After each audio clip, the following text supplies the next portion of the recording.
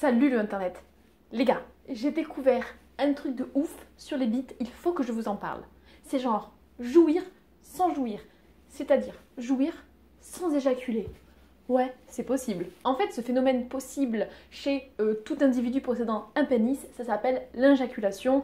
On peut aussi parler de orgasme à sec, parce que c'est pas mouillé de sperme. C'est vrai que dans l'idée générale, l'orgasme, il est associé à l'éjaculation. Et après l'éjaculation, il y a forcément une période dite réfractaire, c'est-à-dire une période où t'es tout mou, même si t'es aussi chaud qu'une baraque à frites. Et donc l'injaculation, c'est jouir, c'est-à-dire avoir les sensations de l'orgasme sans éjaculer. À quoi ça sert? Telle est la question légitime que vous pourriez vous poser. Eh bien, j'ai les réponses à ça. Premièrement, ça permet de tenir plus longtemps.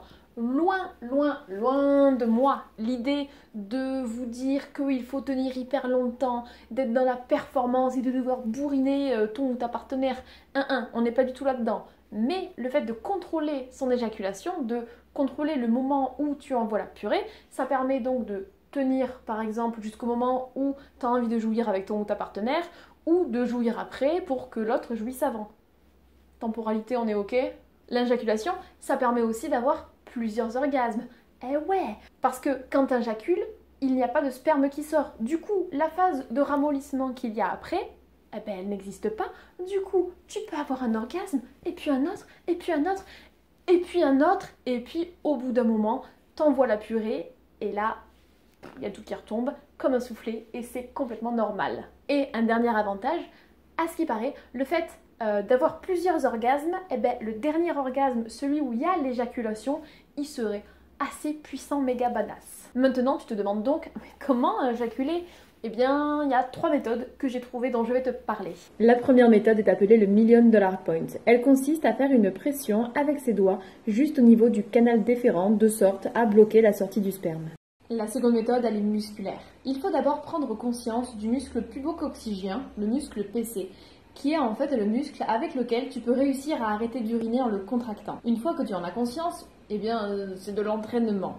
Pour éjaculer, il faut le contracter fort et au bon moment, juste avant le point de non-retour. Tu sais, ce moment où c'est trop tard, où le réflexe de l'éjaculation, il est déjà lancé.